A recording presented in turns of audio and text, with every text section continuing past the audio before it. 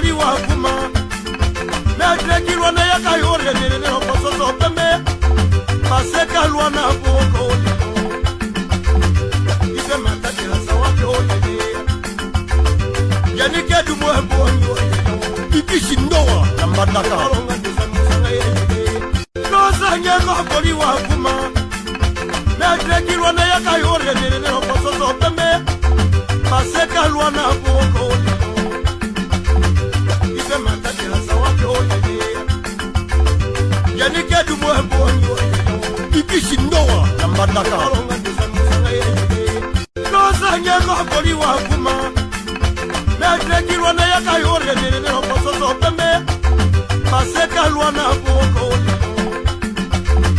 Ife mataki hasa wake oye Yani kedu mwembo Popola kitina mole Iyoyo Okele Kene Mobali alifiki Mobali alima Mobali alengi Merfeti Okele Osama le momeyo Opa okele Osama le momeyo Popil okele Mkokuno la ukaro kwa Hit okele Kamola ngakalo isa mokeyo Malubo mboka Mkokuno la utalo kwa Widen okele Kamola ngakalo isa mokeyo Maitre Pablo Opa le Osama le momeyo Divina okele Opa le yaka yongole Niko Bekazi Okele Longola kasa kato kumejuma Popole montagne Balombola ya kolombola Popole Mama Pauline Lokumo Mama Botela biso Popole Okele Giovanni Bokele Ya Jano Sukamo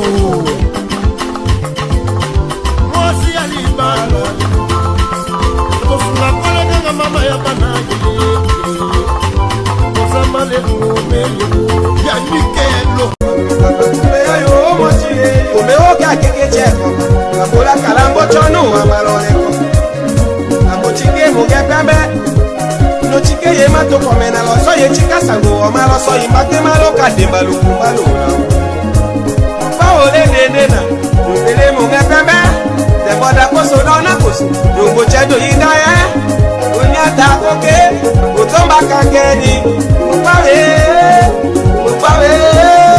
Tukome wane rasolo Ye wo ye Mama ngaso ko ya Kenya Lembola ngaso mete ko ya nona Mama ngaso mete ko e mara Dibake boso mete ko e nungaka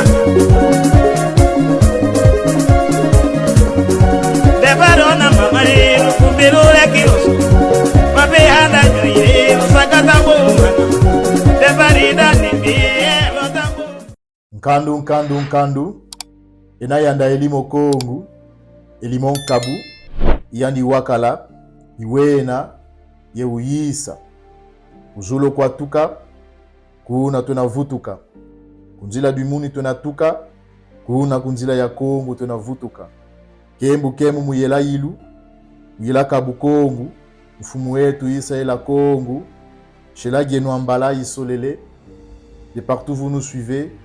Ça sort de là de feuilles de couche aux Amériques, dans les îles et aux quatre vents de cieux. Aujourd'hui, nous allons nous atteler ou parler des tribus de Joseph. Alors, j'ai dit les tribus de Joseph parce que Joseph a eu deux fils, Manassé et ensuite Ephraïm. Alors, c'est un de nos frères qui nous avait demandé de faire une vidéo là-dessus. C'est la raison pour laquelle nous allons nous atteler tout autour de ce thème, de ce sujet, bien aimés frères et sœurs. Alors, sans plus tarder, nous allons déjà aller entrer dans le vif du sujet pour vous révéler les séquelles hautement spirituelles. Alors, les tribus de Joseph, on va commencer par la tribu de Manassé, de son vrai nom en Gimbala, Munasi ou Munati, ok? Selon la concordance, le H, la concordance Strong, le 04519. Alors, Munasi ou Munati signifie qui enlève ou qui fait oublier. Ok? Ça vient du verbe kunasa ou kunata, qui veut dire emporter, emmener.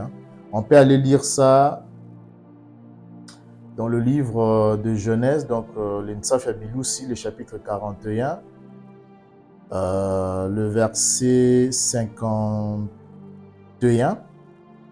Alors, Joseph donna au premier-né le nom de Munasi ou Munati, car il dit-il, Elimokongu m'a fait oublier. Donc le verbe qui forme le mot Manassé, donc Munasi, ça vient de ce verbe-là. Faire oublier ou bien emporter ou priver. En fait, c'est emporter, emmener. Kunasa ou kunata, ok? Ça veut dire faire oublier, hein, ça veut dire emporter, car il a dit, car dit-il, Elimokongu m'a fait oublier toutes mes peines. En réalité, c'est pas faire oublier, mais ça veut dire Elimokongu nasa, tous mes peines, tous mes problèmes, toutes mes difficultés. Donc il a emporté, hein. Na, ça veut dire emporter. Toutes mes peines, toutes mes difficultés et toute la maison de mon père. C'est ça qu'il a dit, hein, Joseph. Donc c'est le verbe principal qui forme le mot Manassé. Et comme on vous l'a révélé, ok, donc c'est pas Menassé, mais c'est Munasi ou Munati, qui veut dire qui enlève, ok, ou qui emporte. Donc voilà, c'était ça son vrai nom. Alors, Munasi ou Munati, que vous appelez par habit de langage Manassé, là on a mis une photo de l'ancien président, hein, du Zaïre, hein, à l'époque, aujourd'hui la République démocratique du Congo, à l'occurrence Mobutu Sese Seko Kukuwendu Wazabanga, ok, il était de la tribu, il est descendant, c'est un descendant de la tribu de Manassé, hein, donc de Munasi ou Munati. C'est la raison pour laquelle on a mis sa photo là. Donc il fut président, hein, un des présidents à l'époque le Zaïre, hein, la République du Zaïre, et aujourd'hui qui est devenue la République démocratique du Congo. Ok. Alors, il faut savoir que le Manassite, on va commencer comme on l'a dit, on va commencer avec la tribu de Manassé, donc Munasi. Il faut savoir que le Manassite vivait près de rivières. Ok? Il vivait près des rivières et était qualifié des riverains. Donc le Manassite était et sont des riverains.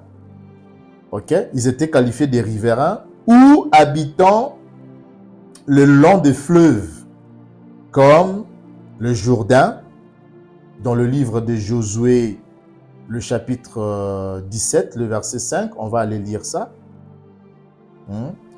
Le chapitre Josué 17, 5. Donc, je suis dans l'évangile.com, Josué 17, le chapitre 17, le verset 5.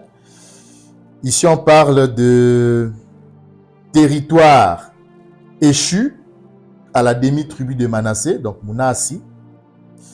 Alors, on dit qu'au verset 5, on dit il échut 10 portions. Vous voyez ça? 10 portions à Munasi. Ok? Parce que il faut comprendre d'abord le contexte. Hein. Si on commence par le verset premier, on va commencer à partir du verset premier. Une part échut aussi pour le sort à la tribu de Munasi, car il était le premier-né de Joseph. Makir, premier-né de Manassé, donc Munasi, et père d'Engala, avait eu Ngala et Bassa, parce qu'il était un homme de guerre. Au verset 2, on donna par le sort une part aux autres tribus de Munasi, selon leur famille, aux fils d'Ebiézer, aux fils d'Élec, aux fils d'Assiriel, aux fils de Chisem, aux fils d'Epher, aux fils de Shemida. Ce sont là les enfants mâles de Munasi, fils de Joseph, selon leur famille.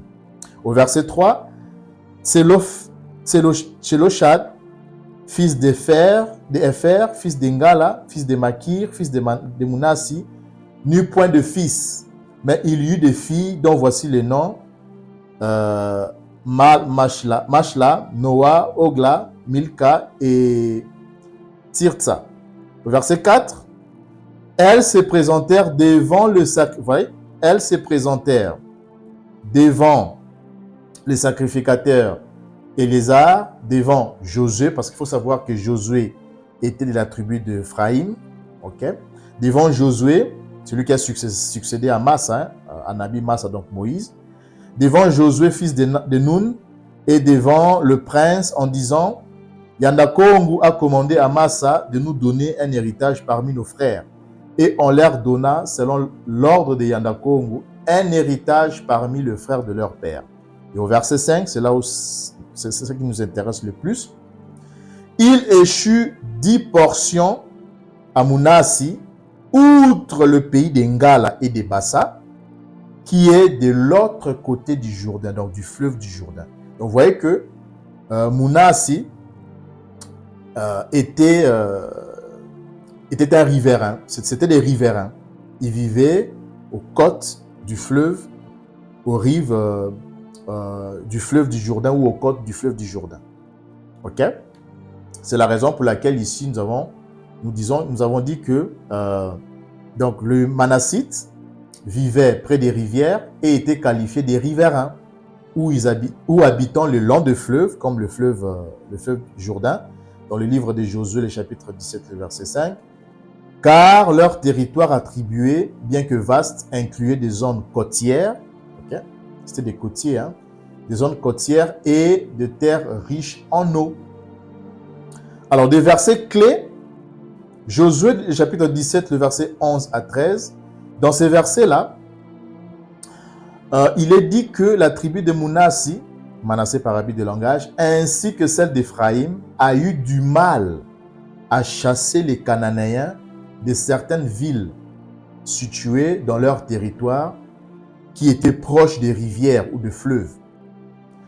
Munassi ou Manassé, par habit de langage, a hérité des territoires importants, incluant des régions côtières, des villes près de fleuves, mais les Cananéens ont persisté et sont restés. Vous voyez ça? D'ailleurs, on va aller lire ça. On va aller prendre Josué, le chapitre 17, le verset 11 à 13. On va descendre pour voir ça. Voilà, nous y sommes. On dit que Munassi possédait dans Issachar et dans Aser, Beth-Shean et le ville de son ressort, Jiblam et le ville de son ressort. Les habitants de Dor et les villes de son ressort, les habitants d'Andor et les villes de son ressort, les habitants de Tanak et les villes de son ressort, les habitants de Mungindu, c'est pas Megiddo, mais si c'est Mungindu, et le ville de son ressort, 3 contrées.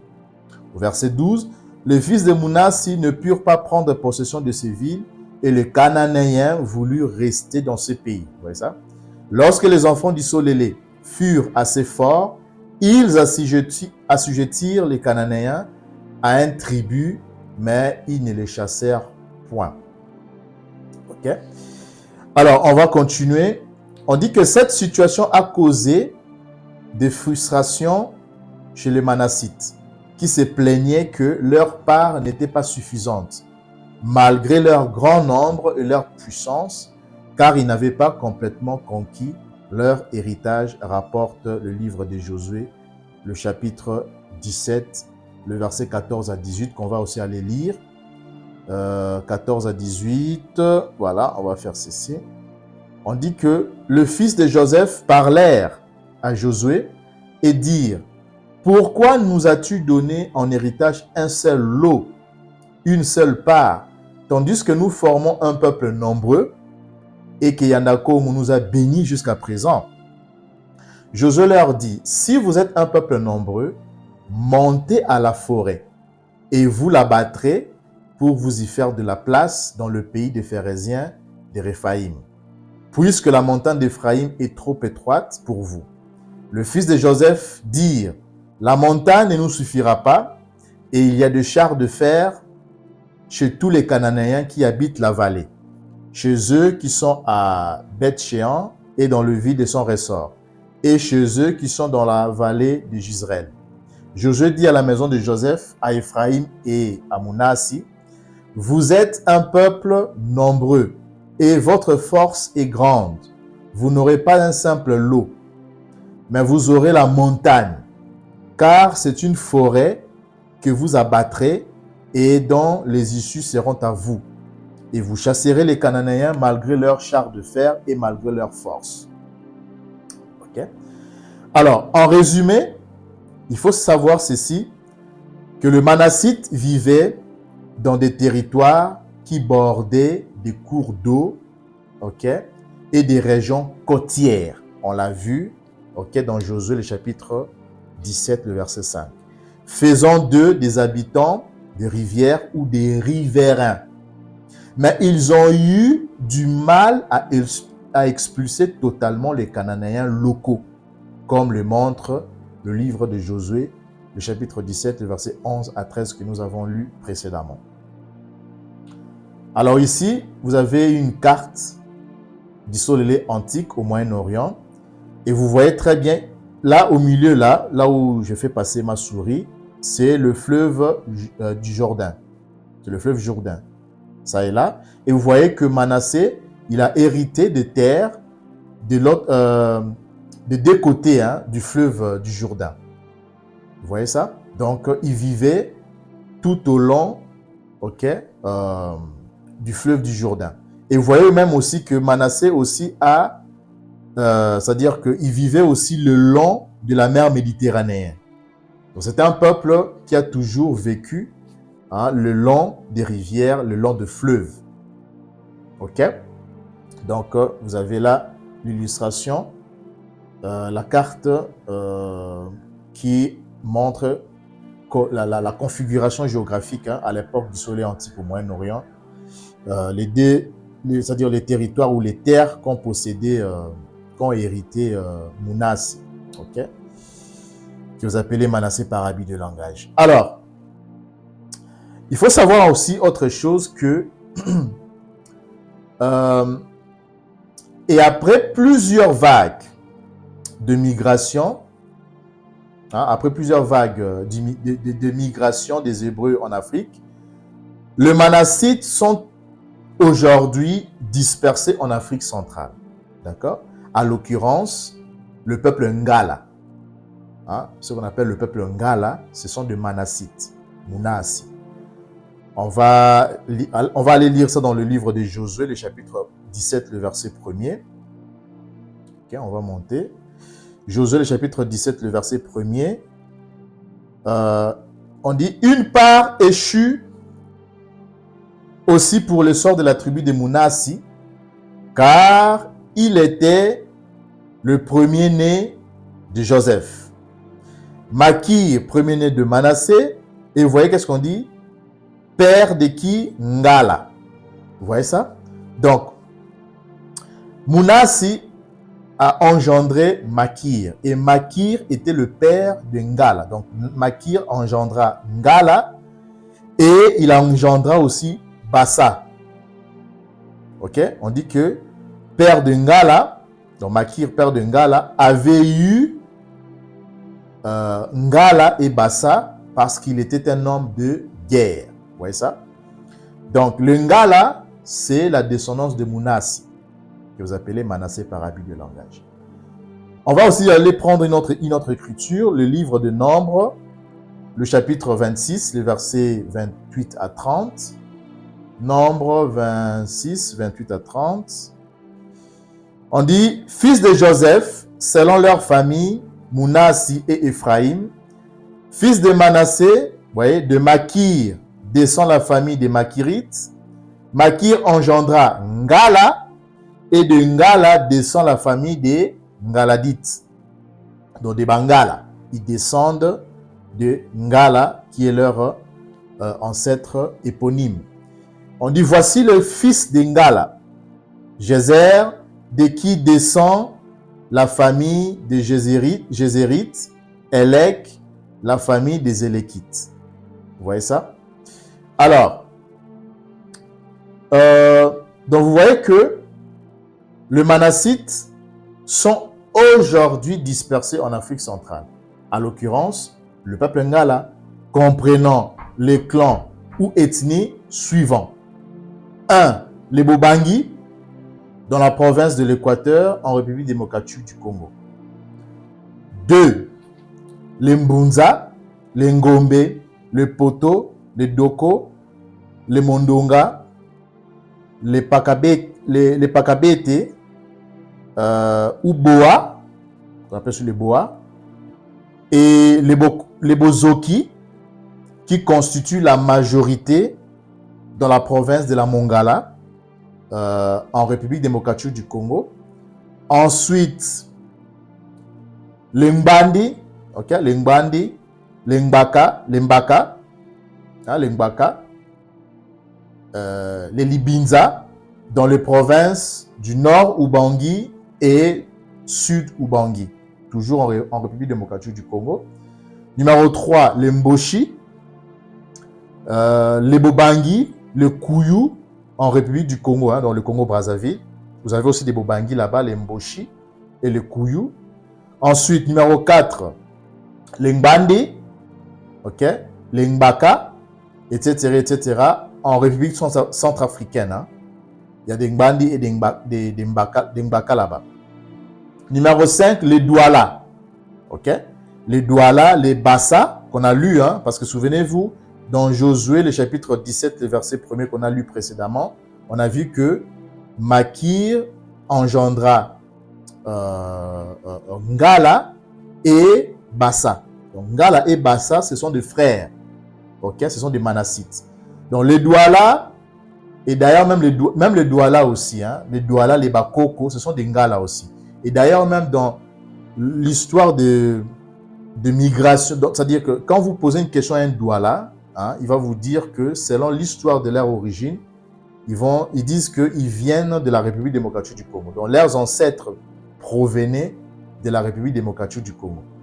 Et même quand vous écoutez, hein, une personne parler les Douala, quand vous écoutez les Douala, que ce soit lorsqu'ils comptent de 1 à 10, ou même le pronom personnel, vous allez voir que ça se ressemble vraiment au Lingala.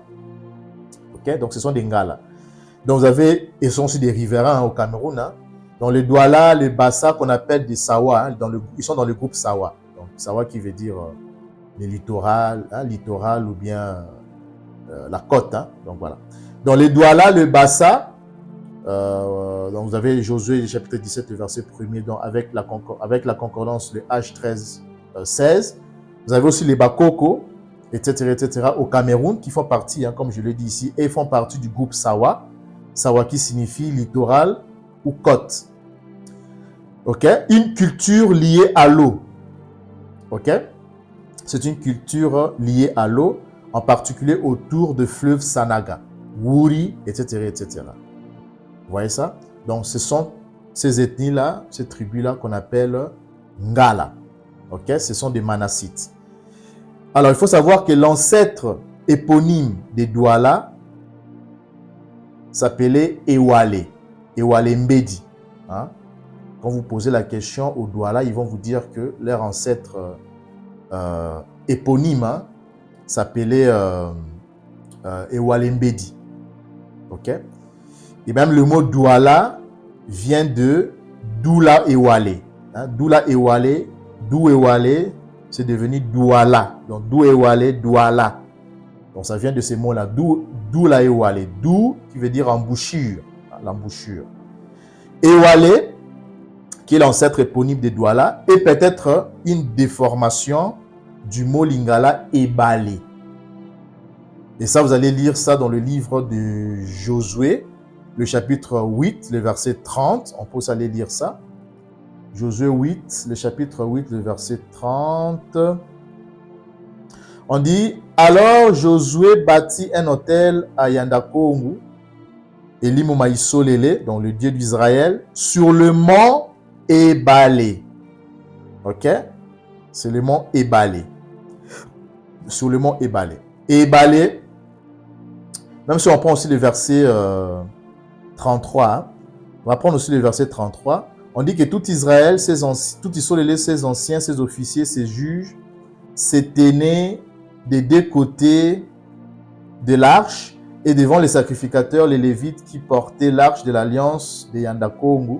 Les étrangers, comme les enfants d'Isolélé, étaient là, moitié du côté du mont Garizim, moitié du côté du mont Ebale. Vous voyez que ces mots-là, Ebale, ce sont des mots, hein, Lingala, de Mongala. Hein. C'est vraiment, en tout cas, de Mongala. Et Balé signifie, ça signifie en Lingala, cours d'eau, fleuve ou rivière. Vous voyez ça? Donc, ce sont des riverains. Ils vivent toujours à côté d'une rivière ou d'un fleuve. Ok? Ce sont des côtiers ou des riverains. Alors, il convient de noter que le Ngala était et sont de très bons pêcheurs. Ça, on va lire ça dans Matthieu, le chapitre 4, les versets 18 à 19.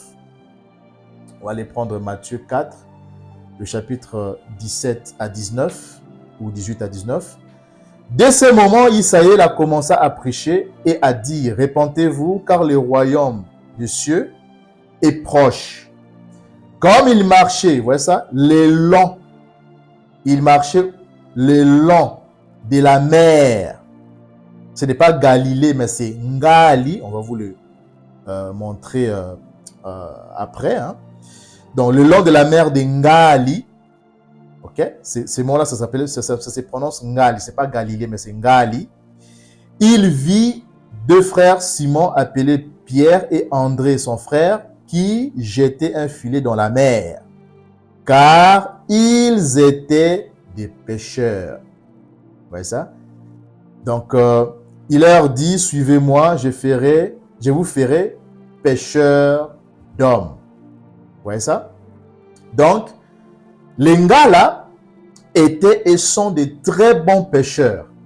Et ils ont préservé cette configuration de vivre près des rivières ou le long de fleuves, comme le Jourdain. Dans le livre de Josué, le chapitre 17, le verset 5, qu'on a lu précédemment. Ok? On a vu ça, que en réalité, Ngala, on va encore aller prendre ça, que Ngala, qui est un Manassite, ce sont des riverains. On dit qu'il échut 10 portions à Mounassi, outre quoi? Le pays de qui? Des Ngala et des Bassa. Donc vous voyez que et les Ngala et les Bassa, on dit qui est de l'autre côté du fleuve du Jourdain. Donc vous voyez que ce sont des peuples, parce que Ngala et Bassa sont le fils de Makir, et Makir, lui, fils de Mounassi. Donc vous voyez que et les Ngala et les Bassa, ce sont tous des riverains. Ce sont des côtiers. Ils vivent toujours, ils ont gardé cette configuration-là. Ils ont préservé cette configuration-là de vivre près des rivières ou le long de fleuves, comme le Jourdain dans le livre qu'on vient de lire de Josué, le chapitre 17, le verset 5. Alors, et aujourd'hui, ils vivent le long du fleuve Congo, pour le Ngala. On va vous montrer des cartes. Ils vivent toujours, jusqu'aujourd'hui, le long des rivières ou de fleuves. Et aujourd'hui, les Ngala vivent tout au long du fleuve Congo, et même aussi des rivières Ubangui. Et chez les Bassa, comme on l'a vu, chez les Bassa là-bas, les Douala, les Bakoko, ils vivent tout autour des fleuves Sanaga, Ouri, etc. Donc ce sont des riverains. Ils ont préservé cette configuration-là de vivre près des rivières ou le long de fleuves. Alors, qu'est-ce que signifie le mot le mot Ngala? Qu'est-ce que signifie le mot Ngala ou Mongala? Ici, je dis que le mot Ngala ou Mongala ou encore Mungala, vous avez la concordance, les H1568. En Gimbala, Ngala signifie dur ou fort, car il vient du verbe Kala ou Gala, qui signifie tenir fort ou fortement. Et vous avez ici le dictionnaire Gimbala Kikongo. Donc vous avez ici Gala ou Kala, veut dire tenir fortement. Donc quand on dit Ngala, qui est le substantif, ça veut dire fort ou dur. Ok? Et vous avez la concordance, le H1568. Et même selon la lueur, c'est dans la Bible, le mot Ngala, on vient de le lire ensemble avec vous. Donc Ngala et Bassa, qui font partie des enfants de Makir, donc un Manassite, la descendance de Manassé, Mounassi. Donc, Ngala, vous avez la concordance, le 1568. Ces mots-là, c'est pas Gila hein, ou Galade avec D, non. Ces mots-là, c'est prononcé ou c'est prononcé Ngala ou Mongala. Ngala ou Mongala ou Mungala signifie tout simplement fort, rivière, fleuve, cours d'eau, flot, ruisseau, source ou bien dur. D'accord? Ngala ou Mongala. Donc, Ngala ou Mongala ou encore Mungala. Vous avez dans les concordances, vous avez le H51-58, le H15-56, le H15-30. En Gimbala signifie aussi rivière, fleuve, cours d'eau, ruisseau, flot, source, vague ou un courant. D'accord?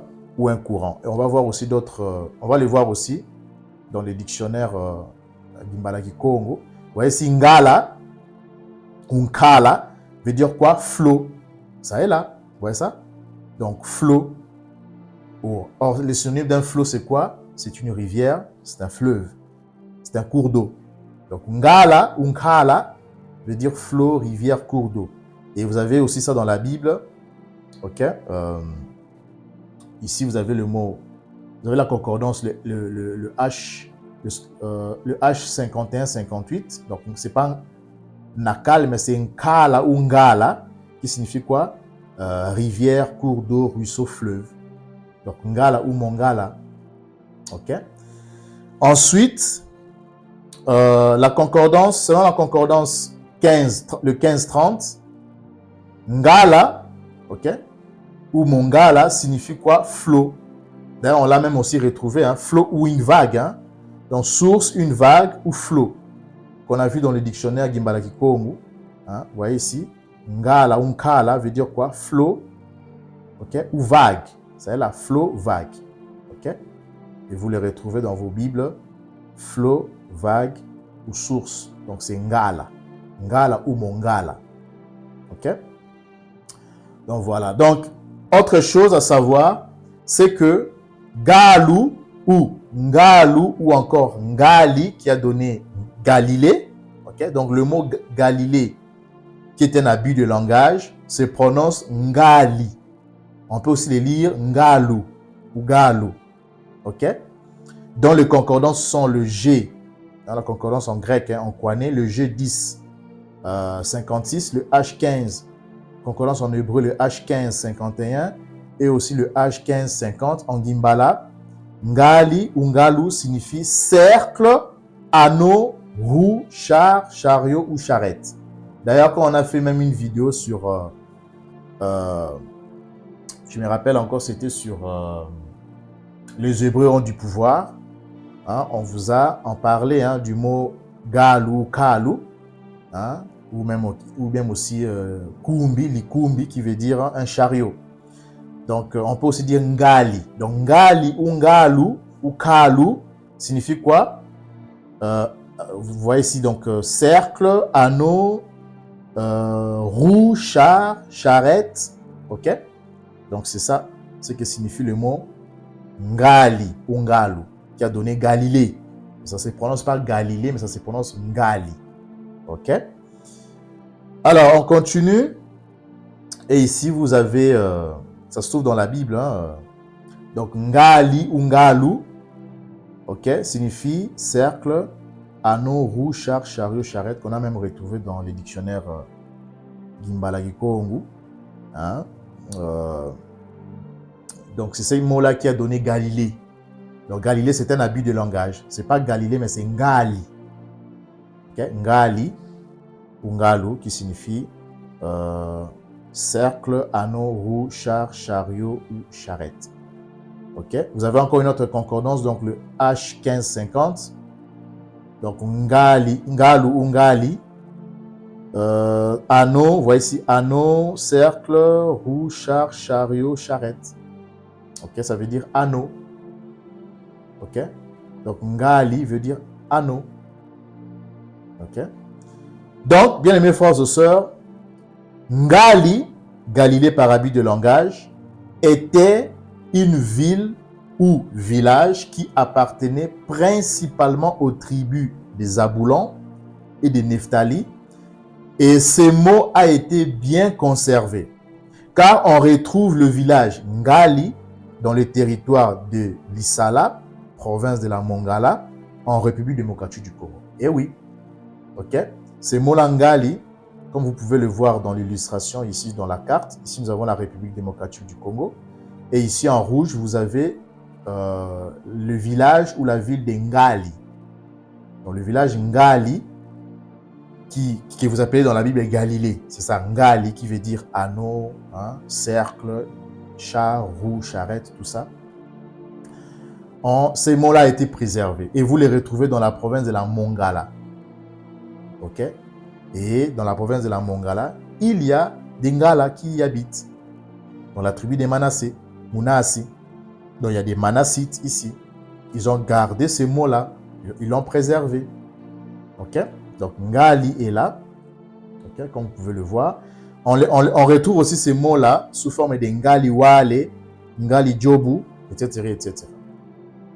Okay, il y a beaucoup de villes hein, ou de villages qui portent ce nom Ngali dans la province de la Mongala, chez les Ngala, nos frères Ngala, les Manassites, Mounassi. Ok, donc ça c'était pour Mounassi, c'est-à-dire Manassé. Ok, donc il faut savoir, ce qu'il faut retenir, c'est que Manassé, Mounassi, ce sont les Ngala, hein? Donc la tribu Ngala ou l'ethnie Ngala. Ok, donc vous les retrouvez dans la province, comme on l'a vu, hein, dans la province de l'Équateur, ils sont là. Ok, ils sont aussi dans la province de la Mongala, comme on vient de le voir. Hein? En République du Congo aussi, Congo-Brazzaville, vous les retrouvez aussi. Vous retrouvez aussi des Ngala là-bas. Vous retrouvez aussi des Ngala dans le sud et le nord Ubangi. On va vous présenter aussi des cartes. Il y a des Ngala là-bas, donc Mounassi, Manassé. Jusque même au bas Ouélé et le haut Ouélé. Quand bien même il y a des Soudanais, hein, mais il y a des tribus Ngala ou ethnies Ngala qui vivent dans le bas et haut Ouélé. D'accord? Donc voilà. Donc c'est Manassé, hein, c'est Mounassi. Et vous avez le Bassa et les Douala. Les Douala aussi, ce sont des Ngala. Hein. Les Douala, comme on l'a aussi vu, et même aussi les reconnaissent. Hein. Les Douala reconnaissent que leurs ancêtres sont venus de la République démocratique du Congo. D'accord? Donc ce sont des Ngala. C'est Manassé. Donc les Douala sont Manassé. Les Bakoko aussi. Les Bassa aussi. Ce sont tous de... En fait, les Bassa et les Bakoko, ce sont des Manassé aussi. Donc Mounassi, comme on l'a vu. Ok? Les Douala, ce sont des Ngala. D'accord? Ce sont des Ngala, des Manassé aussi. Donc tous ces peuples-là, au Cameroun, les Douala, les Bakoko, les Bassa, ce sont tous des Manassé, des Manassites. Donc Mounassi, c'est la descendance des Manassé. Ce sont des riverains. C'est ce qu'il faut retenir. Ils vivent toujours le long des fleuves ou le long des rivières. Ok? Alors, on continue. Maintenant, on va parler d'un autre fils de Joseph, parce que souvenez-vous, hein, Joseph avait deux fils. Mounassi, donc Manassé par habit de langage, et Ephraïm. Alors, Ephraïm, de son vrai nom, en Gimbala, c'est Apeli, hein, Apeli ou Apele, ou Mpele. Parce qu'il y a le Aleph. Il faut savoir que le Aleph que vous voyez là, comme on vous l'a déjà révélé hein, à travers notre rubrique communauté, même à travers nos précédentes vidéos, le Aleph en Gimbala, c'est la marque du pluriel. Donc quand on dit Apeli ou Mpeli, ça veut dire beaucoup de fruits. Ok? Donc on peut dire Apeli, on peut aussi dire Mpelo, hein, Apelo, Mpele, Apeli ou Apelo. Ok? Apelo. Donc, Apeli ou Mpele veut dire beaucoup de fruits, féconds, ok, fructueux. D'accord? Donc, c'est comme ça que nos pères nommaient, hein, désignaient ce mot-là. Ce n'est pas Ephraïm, mais c'est Apele ou Apeli, ou Mpeli, ou Mpele, qui signifie fécond, fructueux ou beaucoup de fruits. Celui qui a beaucoup de fruits. Celui qui a une grande progéniture. Donc c'est ça son vrai nom. Alors Apeli, ou Apélé. Ici, j'ai mis une photo d'un descendant, hein, éphraïmite, hein, un éphraïmite au nom de Patrice Emery Lumumba, que vous connaissez déjà. Hein. Donc, il fut Premier ministre hein, à l'époque de l'État, c'est-à-dire à l'époque de Belge, avant l'indépendance. Hein. Ce sont eux qui ont donné l'indépendance hein, en République démocratique du Congo. Donc, Patrice Emery Lumumba, c'est un tété là, et les tétés là, ce sont des Éphraïmites. On va vous le révéler aujourd'hui. C'est pour ça que j'ai mis cette photo, okay, c'est sa photo là. Donc, c'est un Éphraïmite. Il est de la descendance d'Éphraïm parce qu'il est Mongo, il est Anamongo. Okay? Et comme je l'ai dit ici, les Éphraïmites étaient des terriens. Donc, à la différence des riverains, des côtiers qui sont les Manassites, donc les Ngala, les Bassa, les Douala, les Bakoko, hein, donc tout ce peuple-là, hein, Bakoko, Douala, Bassa, Ngala, qui sont des riverains, des côtiers. Les Éphraïmites, eux, par contre, sont des terriens et des très bons cultivateurs. Ils habitaient une région centrale fertile et montagneuse à l'ouest du Jourdain, avec des enclaves dans le territoire des Mounassi, et étaient célèbres pour leur richesse en forêt. Leur ville comme Shiloh, donc c'est là, où se trouvait le tabernacle, des figures comme Josué. Leur terre était riche et boisée. Et ça, on va lire ça dans le livre de Josué, le chapitre 17, le verset 15 et même 18. 17, 15 et 18. Vous allez voir que les territoires d'Éphraïm étaient boisés, montagneuses. On dit que Josué leur dit, « Si vous êtes un peuple nombreux, montez où? À la forêt. Et vous la battrez pour y faire de la place. » Ok? Dans le pays des Phérésiens et des Réphaïm. Puisque, vous voyez ça, puisque la montagne d'Éphraïm, vous voyez ça, la montagne d'Éphraïm est trop étroite pour vous. Et au verset 18, mais vous aurez la montagne, dans la montagne d'Éphraïm, car c'est une forêt que vous abattrez et dont les issues seront à vous. Et vous chasserez les Cananéens malgré leurs chars de fer et malgré leur force. Parce qu'au verset 4, on parle ici des fils de Joseph. Hein, donc, au verset 14, on dit, les fils de Joseph parlèrent à Josué.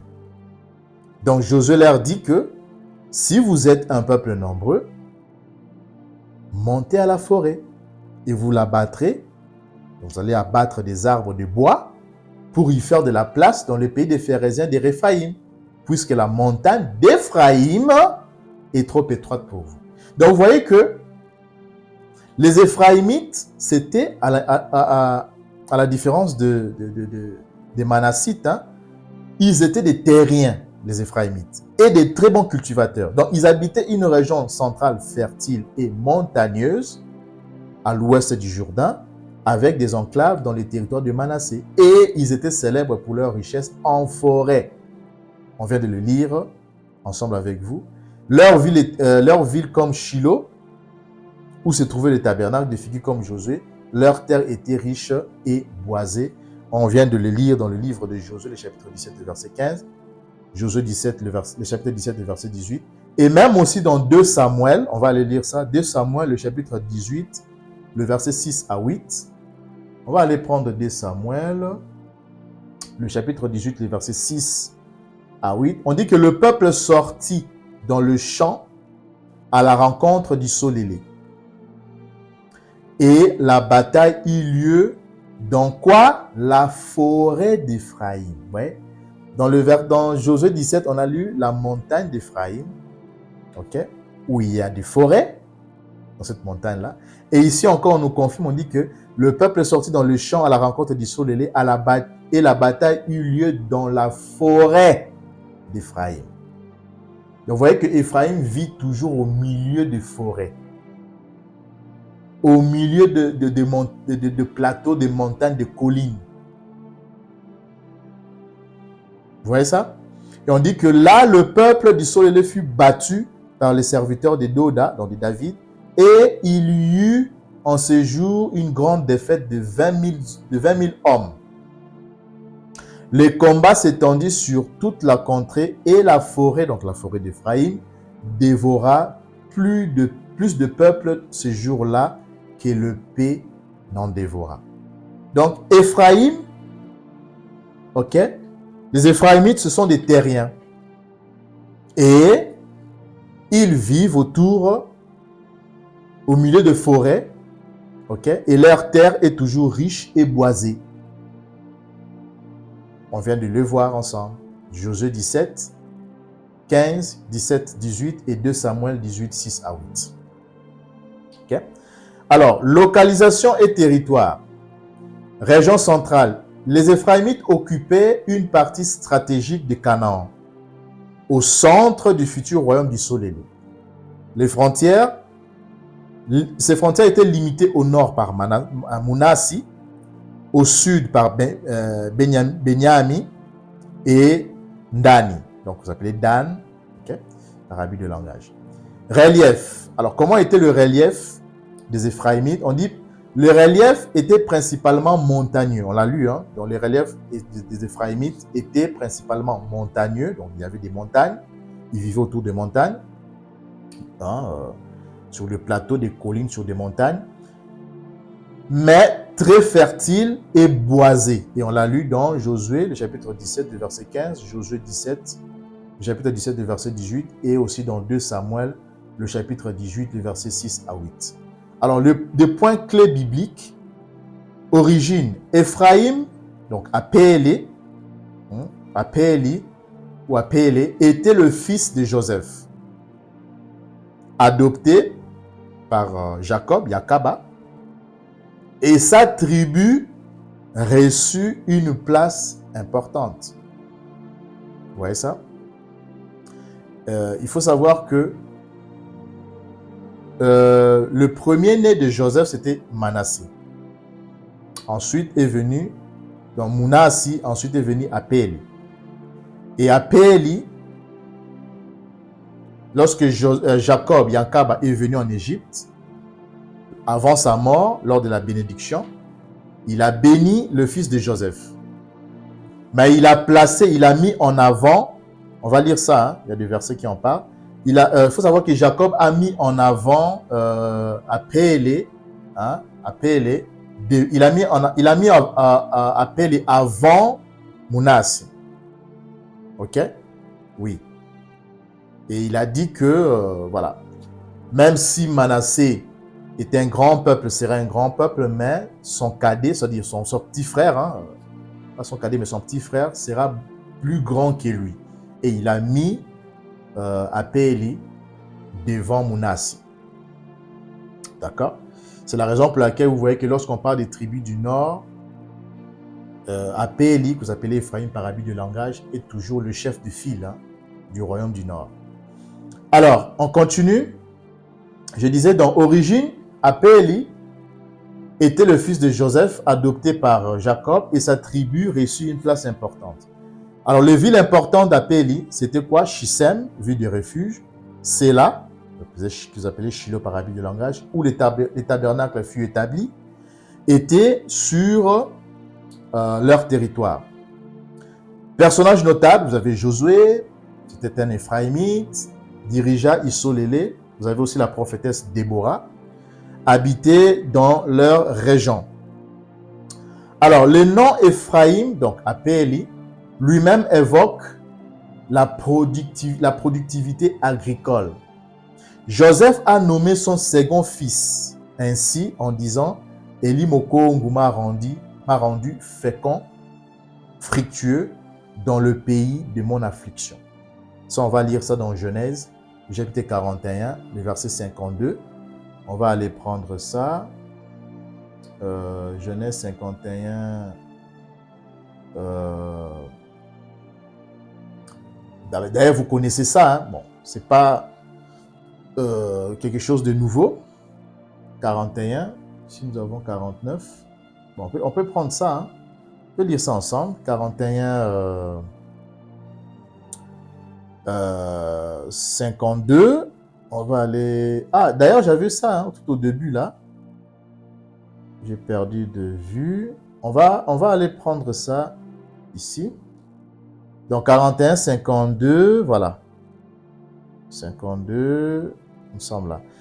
On dit que au verset 51, ça on avait déjà lu hein, tout au début de la vidéo. Alors, au verset 52, et il donna au second le nom des Apéli ou Apélé, car, dit-il, Elimokongo m'a rendu fécond. Donc, son nom vient de là. Ça vient du verbe kupala. Kupala, ça veut dire prospérer. Hein? Ça veut dire fructifier. Donc, pala qui a donné Apéli ou Apélé. Même aussi impelo, hein, qui veut dire beaucoup de fruits, fructueux, fécond. Il dit, car, dit-il, Elimokongo m'a rendu fécond dans le pays de mon affliction. Ok? Donc, son nom, c'est quoi? Son nom, c'est Apélé. Okay? Apélé. Donc, bien aimés frères et sœurs, en Gimbala, Apélé ou Apélé signifie fructueux, beaucoup de fruits, donc celui qui a beaucoup de fruits, ou fertilité. D'accord? Et dans Genèse, le chapitre 49, le verset 22, Jacob décrit la lignée de Joseph, dont Éphraïm, donc Apéli, est le chef de file, comme un rameau fertile. On va aller prendre ça, Genèse 49, 22. 49, 22. Voilà, nous y sommes. Joseph est les rejetons d'un arbre, quoi? Fertile. Les rejetons d'un arbre fertile près d'une source. Les branches s'élèvent au-dessus de la muraille. Vous voyez ça?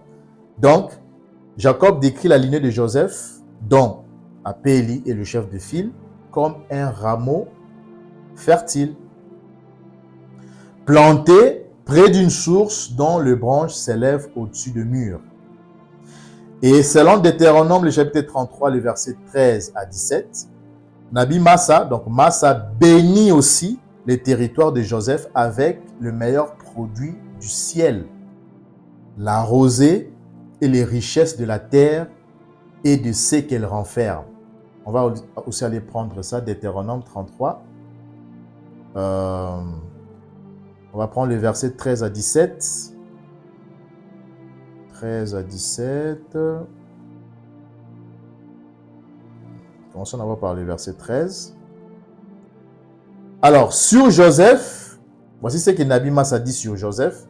Il dit, son pays recevra de Yandakongu en signe de bénédiction le meilleur don du ciel, d'une zamaï, la rosée, le meilleur eaux qui sont en bas. Vous voyez ça? Le meilleur fruit du soleil, le meilleur fruit de chaque mois, le meilleur produit des antiques montagnes, vous voyez ça? Montagnes. Le meilleur produit des collines éternelles, et en vous là, le meilleur produit de la terre et de ce qu'elle renferme. Que la grâce de celui qui est apparu dans le buisson vienne sur la tête de Joseph, sur le sommet de la tête du prince de ses frères. Donc, vous voyez que, bien aimés frères et sœurs, donc, Apéli, ou que vous appelez Ephraim par habit de langage, ce sont plutôt des terriens, à la différence des Manassites, qui sont, eux, des riverains. Donc, vous voyez que ici, Apéli vivait toujours, hein, les Éphraïmites vivaient et continuent jusqu'à aujourd'hui de vivre toujours au milieu des forêts, et leur terre est une terre riche, hein, on va dire, c'est une terre riche et riche, fertile et aussi boisée. Donc ils vivent au milieu de forêts. D'accord? Ils vivent toujours au milieu des forêts. On va continuer. Donc, on dit que Apéli, comme travailleur de la terre. On dit que le prophète Osée, hein? Je dis que le prophète Osée utilise une image agricole précise pour décrire la nature laborieuse d'Apéli. C'est dans le livre des Osée, le chapitre 10, le verset 11. Apéli est une génisse dressée qui aime à fouler le grain. Vous voyez ça? Qui aime à fouler le grain. Donc, ce sont des très bons cultivateurs. Le texte ajoute qu'Eli Mokongu le fera atteler pour labourer. Je ferai tirer la charrue par Apéli. Yehonda labourera et Yankaba préparera le champ. Donc, vous voyez qu'il s'agit d'un verset de l'Ancien Testament, ce que vous appelez l'Ancien Testament, par habit de langage, qui décrit Apéli, hein, le chef de filles d'Israël, comme une génisse dressée qui aimait battre le blé, mais Eli Mokongu décide de placer un joug sur son beau cou, les forçant à travailler la terre avec Yehonda, donc Judas par habit de langage, symbolisant la punition et la soumission forcée due à leur désobéissance et à leur idolâtrie, montrant la transition d'un peuple rebelle à un peuple sous domination étrangère.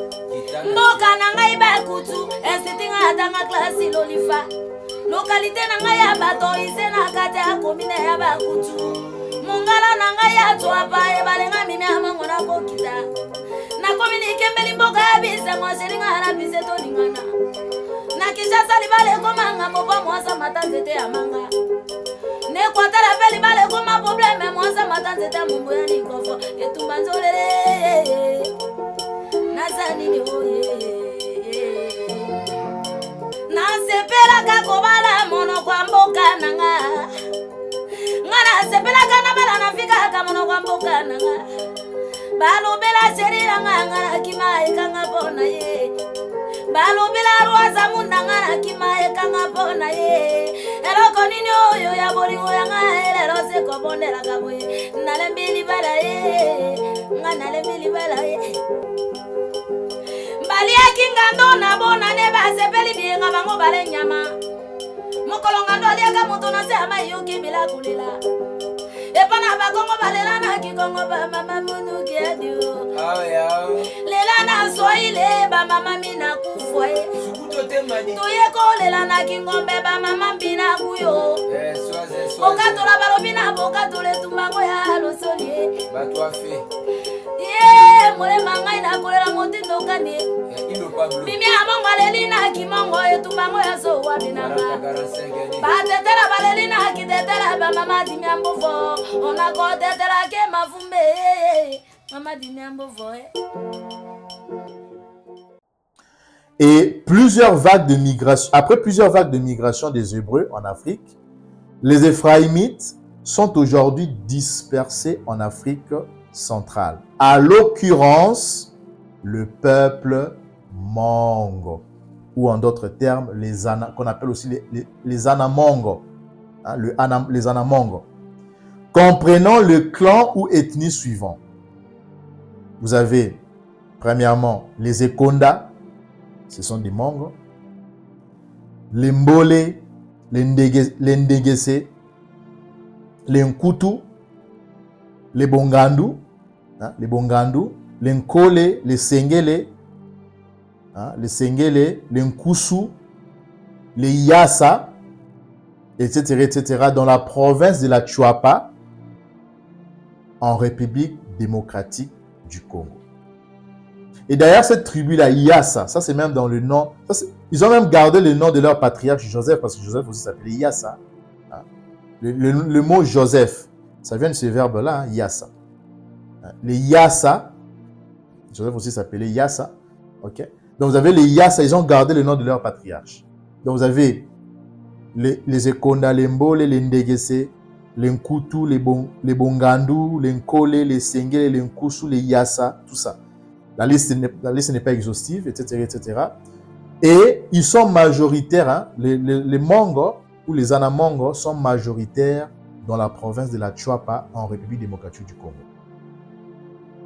Ensuite, vous avez les Batete là, dans la province du Sankuru et dans la province du Maniema aussi. Ils font partie du grand groupe ethnique des Anamongo qui s'étend dans plusieurs provinces congolaises, toujours en République démocratique du Congo. Ensuite, vous avez aussi les Sakata. Les Sakata dans la province du Maïndombe en République démocratique du Congo. Ce sont toujours des Anamongo, des Ephraimites. Alors, il convient de noter que les Anamongo ou Apeli, Ephraim par habit de langage, sont des très bons cultivateurs depuis la nuit des temps. Et on a lu ça dans le livre d'Osée, le chapitre 10, le verset 11.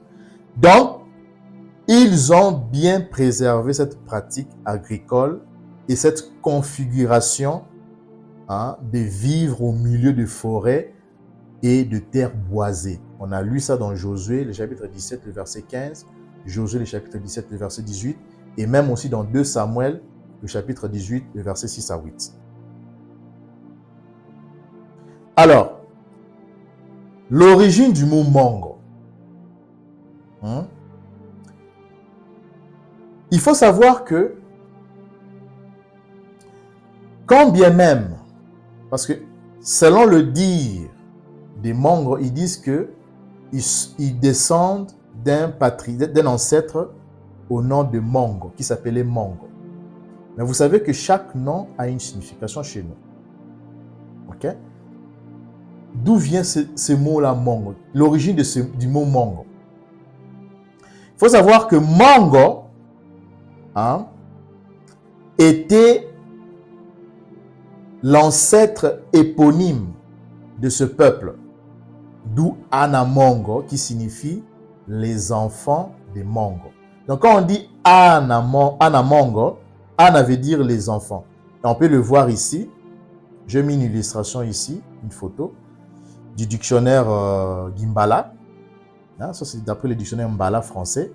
Vous voyez qu'Ana, c'est le pluriel de Moana ou Mouna, ok, signifie enfant, les enfants. Et Ana signifie les enfants. Donc quand on dit Anamongo, cela signifie les enfants des Mongo. Et c'est même dans la Bible aussi, le mot Ana. C'est dans la Bible. Ok? Donc ça veut dire les enfants. Ok? Alors, mais comme je l'ai dit, chaque nom a une signification. Que signifie alors le mot Mongo? Hein? La réponse est la suivante.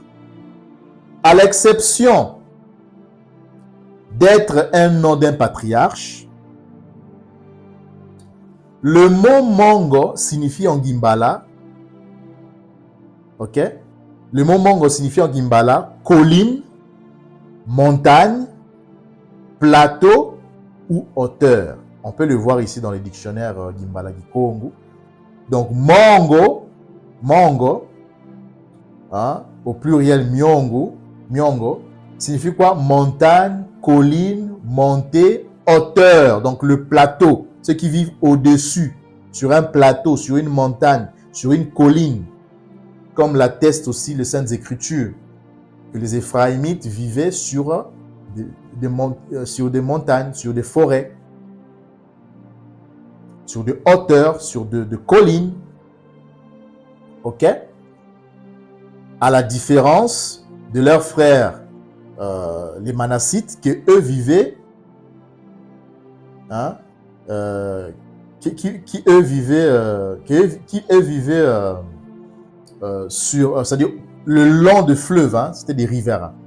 Mais ici, les Éphraïmites, et par contre, ils vivaient au-dessus, c'est-à-dire sur des montagnes, des collines, des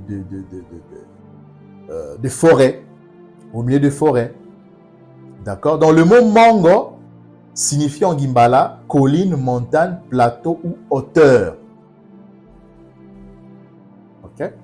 D'où, bien aimés frères et sœurs, nous comprenons ici que le mot Mongo signifie quelqu'un qui habite, hein? C'est quelqu'un qui habite sur le plateau ou celui qui habite au-dessus de. Vous voyez ça? Donc, ce mot, Mongo, semble être aussi géographique. À la différence de ceux qui sont riverains, c'est-à-dire les Ngala, les Douala, les Bassa, les Bakoko, ceux qui habitent le long du fleuve et qui habitent en bas. Dans le Mongo, ce sont ceux qui habitent sur des collines, des montagnes, sur des plateaux, au-dessus. Tandis que les Manassites, eux, ils habitent en bas, c'est-à-dire le long de fleuves, des rivières, ce sont des riverains. Mais les Éphraïmites, les Mongo, les Anamongo, eux, par contre, ils vivent c'est-à-dire au-dessus, sur le plateau, sur des plateaux ou sur des collines ou des montagnes.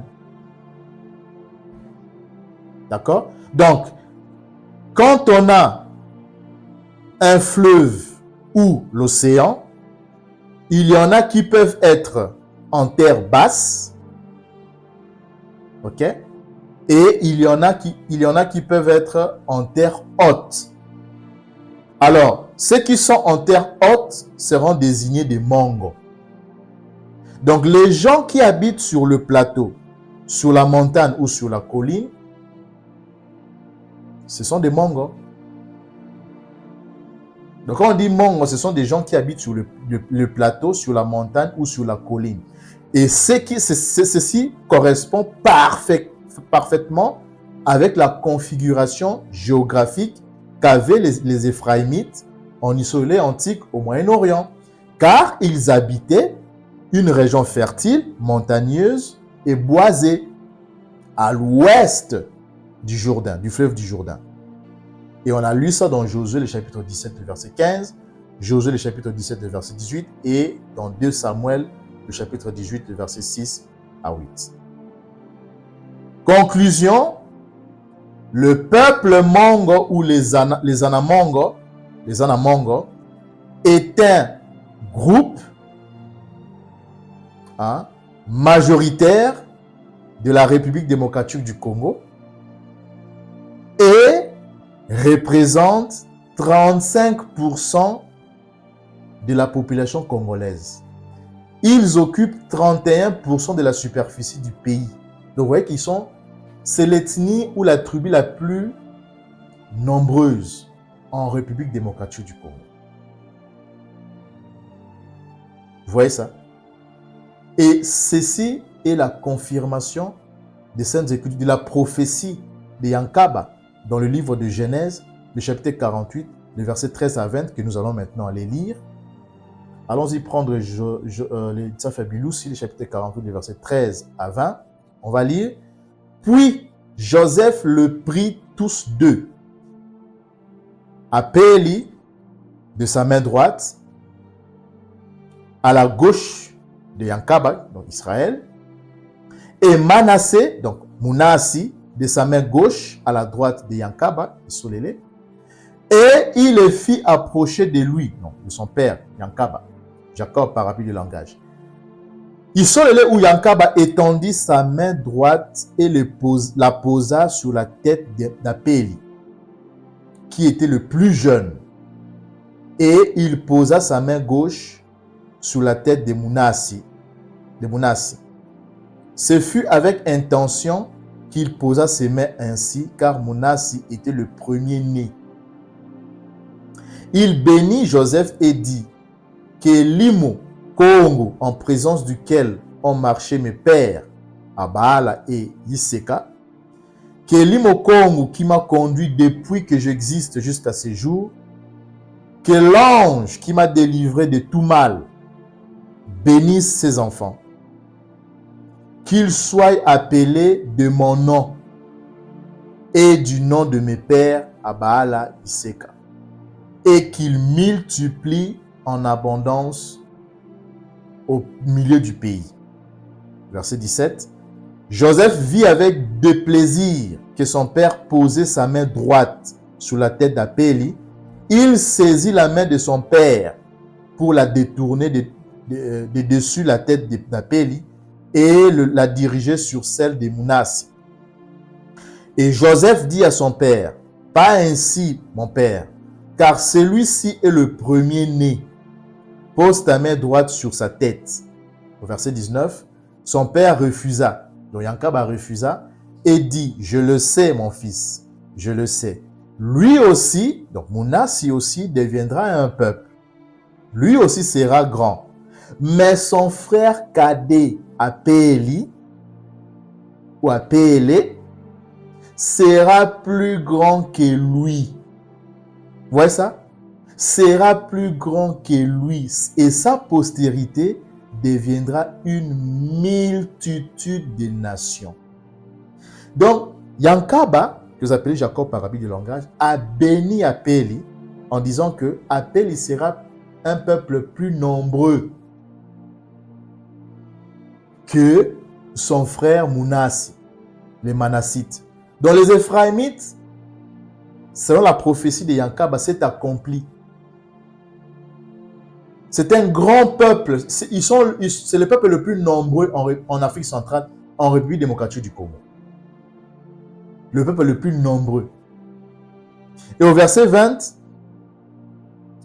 il le bénit ce jour-là et dit, c'est par toi qu'Isole les bénira, en disant que l'Imokongo te traite comme Apéli et comme Mounassi. Et il mit Apéli avant Mounassi. Donc cette prophétie, là, bien aimés frères et sœurs, s'est accomplie. Okay? Le peuple ou la tribu la plus nombreuse en République démocratique du Congo en Afrique centrale, ce sont des Mongos, les Anamongo que vous voyez là. Ils sont nombreux. Donc, ils représentent rien qu'à eux seuls 35% de la population congolaise. Et ils occupent 31% de la superficie du pays. Et on vous a même présenté une carte là. Vous allez voir, on va essayer un peu de réduire un peu, que ce soit un peu beaucoup plus lisible. Voilà, on va mettre comme ça. Ok. Donc voilà la carte. Pour avoir une idée de ce que nous sommes en train de parler. Donc là, vous avez la République démocratique du Congo. La tribu de Mounassi, que vous appelez Manassé par habit de langage. On a dit qu'ils sont majoritaires dans la province de l'Équateur, c'est-à-dire tout au long du fleuve Congo. Et ils partagent la frontière avec leurs frères qui sont de l'autre côté en République du Congo, Congo-Brazzaville. Il y a aussi des Ngala là-bas, c'est-à-dire les Mboshi, les Bobangi. Vous avez des Bobangi et en République démocratique du Congo et aussi en République du Congo ou Congo-Brazzaville. Il y a des Mboshi et des Bobangi aussi là-bas. Ok?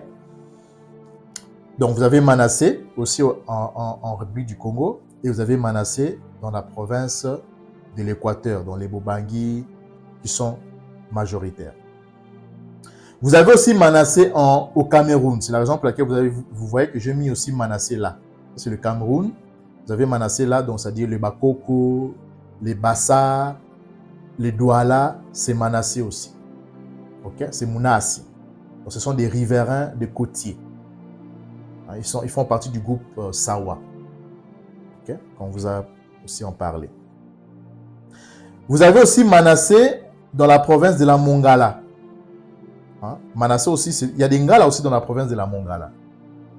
Et d'ailleurs, on a même trouvé le mot Galilée, que vous appelez Galilée par habit de langage, mais dans le nom authentique de son vrai nom, c'est Ngali. Ngali, c'est un des villages dans la province de la Mongala, où on retrouve Mounassi, c'est-à-dire Manassé. Vous retrouvez Manassé aussi dans les deux provinces, c'est-à-dire la province du sud et du nord Ubangi. Il y a des Ngala ici, ok, qui vivent. Donc Mounassi, Manassé. Vous avez aussi Manassé dans les provinces du bas Ouélé et du haut Ouélé. Mais attention, ici, il faut savoir que dans le bas Ouélé et dans le haut Ouélé, il n'y a pas que de Bantou, hein. Bon, ce que vous appelez Bantou par habit de langage, hein, donc il y a des Benambala. Il n'y a pas que de Benambala, hein, il n'y a pas que de Bantou qui y vivent. Il y a aussi des Soudanais. Il y a des tribus soudanaises qui habitent le bas Ouélé et le haut Ouélé. Alors, quand je mets ici Manassé, comme je le mets ici, je ne me réfère pas aux tribus soudanaises, hein, non. Je me réfère ici aux tribus que vous appelez par habit de langage des tribus Bantou, mais des Ngala, parce qu'il y a des Ngala dans le bas Ouélé, il y a des Ngwande qui habitent dans le nord Ubangi et le sud Ubangi, sud et nord Ubangi. Il y a des Ngbandi, qui est même la tribu de l'ex-président, hein, Mobutu, hein, Sese Seko. Hein, il était Ngbandi de la tribu Ngbandi. Il y a des Ngbandi aussi dans le bas Ouélé. C'est pour ça que j'ai mis Manassé ici. Ok? Il y a des tribus ou ethnies Ngala qui vivent dans le bas Ouélé et aussi dans le haut Ouélé. Ok? Donc je ne me réfère pas ici aux tribus soudanaises que eux ne sont pas des Bantous, mais ce sont plus des Kamites. Ok?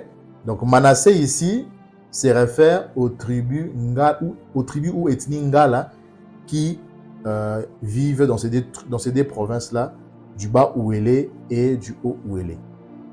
Alors pour Apeli, donc Ephraim par habit de langage, Ephraim, vous le trouvez dans la province du Maïndombe. Donc c'est la raison pour laquelle j'ai mis ici Ephraim. Ils sont dans le Maïndombe et les Sakata. Ils sont beaucoup, hein, ils sont nombreux. On retrouve beaucoup des tribus, beaucoup des Anamongo dans la province du Maïndombe. Ils sont beaucoup plus majoritaires dans la province de la Tsuapa. Hein, ici, vous avez la province de la Tsuapa. Ils sont majoritaires. Vous retrouvez aussi Apeli c'est-à-dire dans la province du Sankourou, c'est-à-dire les Tétés là, les Batétés là, ce sont des Anamongo aussi. Hein, vous les retrouvez dans la province du Sankourou et aussi dans la province du Maniema. Vous retrouvez aussi Apeli dans la province que vous appelez Ephraim toujours, hein, que vous appelez Ephraim par habit de langage.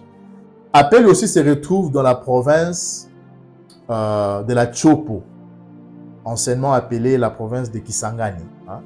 Dans la province de la Chopo, vous retrouvez aussi Apeli. Ok? Et pour terminer, vous retrouvez aussi Apeli dans la province de l'Ituri. Ok? Il y a aussi des Anamongo dans la province de l'Ituri. Dans la province d'Ituri. Donc voilà comment se présentent Ephraim et Manassé, bien aimés frères et sœurs. Donc Apeli et Mounassi en Afrique centrale. Vous voyez que Apeli occupe une grande partie, hein, de l'Afrique centrale, de la République démocratique du Congo. Ils sont nombreux. Les Anamongo sont nombreux. Et le vide qui reste ici, hein, les Kasaï, ça on va faire des vidéos là-dessus, on va révéler, hein, vous révéler qui sont nos frères Luba, qui sont les Baluba. Il y a même aussi un frère qui m'a demandé de faire une vidéo là-dessus. Je vais faire une vidéo là-dessus. Ça sera pour prochainement. Ok? Dans les espaces vides ici, on va aussi les compléter. Ok? Prochainement. Ok? Bien aimés frères et sœurs. Donc aujourd'hui, c'était juste pour Joseph, c'est-à-dire Mounassi et Apeli. Donc voilà comment se présentent ces tribus-là en Afrique centrale. Donc les Mongo ou les Anamongo, c'est un groupe ethnique majoritaire en République démocratique du Congo. Ils représentent, comme on l'a vu, hein, 35% rien qu'à eux seuls, 35% de la population congolaise. Et ils occupent 31% de la superficie du pays. Et on vient de le voir sur la carte là. Vraiment, en tout cas, ils occupent beaucoup de terrain. Beaucoup. Et la prophétie de Yankaba c'est accompli. Hein, la prophétie de la Genèse d'Insa Fabilus, le chapitre 48, le verset 13 à 20. Donc voilà, bien aimés frères et sœurs, c'était ça, hein, la vidéo d'aujourd'hui. Partagez-la avec d'autres frères et sœurs. Ne la gardez pas pour vous seuls. Et on se retrouve très prochainement pour d'autres séquilés, bien aimés frères et sœurs. Que l'Imo est en vous là, et l'Imo Kongo vous bénisse et vous protège de partout où vous nous avez suivis. Madonna Mengi.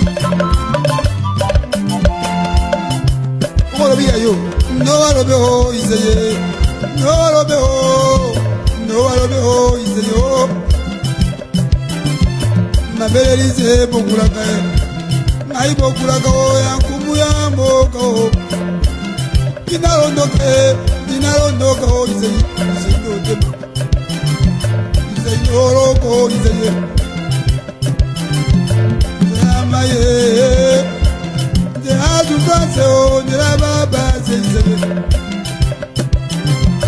motema basi na ya kai kokula ka baba bonkono ya begene o ya Jose Bombala Papa Sani Abdoulaye Mengalanga to belo bote Yedi kuko iseyo Mama na bana o Mama biera bongo Wale Christina o iseye Nazani o Nazani iseye Yaka komona o bobo Yaka komona e bokina Yaka mobembo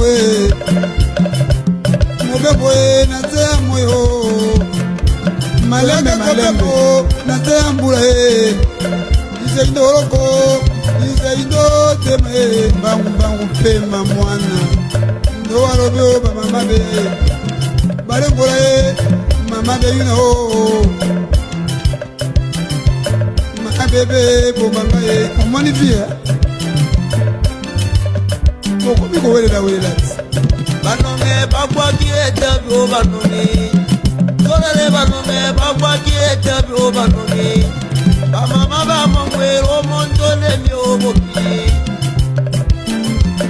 Nazani ni oboki Zomene bigoto nga bojo bandiza semene Isubelu kiruke Wompona yo kwele no kiri Mbale sayuye Oyo chole bale Isabino verite komona Singa kilo mwe pocha yo nganjao Okile nazani yo reneo Ndiko Sabino te Mami solero montone myo boki Loma takalo kumanga baina bolo mo fele tambo Okile nazani yo mama o Bino pe bapa sa Roja akoma e abanya Ko ba verite Roja akoma e abanya Okilo le meno ki Okudelo sa boy mo bote masanu kwe Bino bapa sambo Bolingo yo yo yo yo Oh yo yo yo Bolingo yo yo yo Oyo di verite Bolingo mama putue Bolingo go Mama mabele lise Bolingo go Bolingo mama nora Bolingo go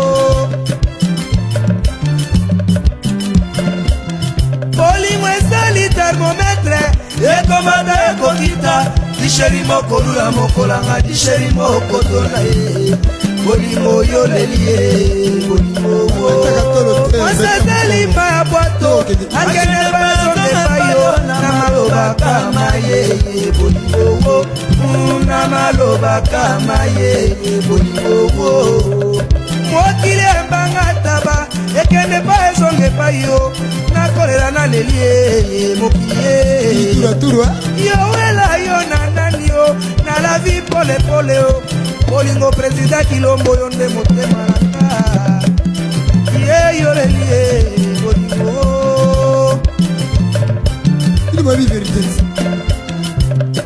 Akomoki manga minama Aloda kende na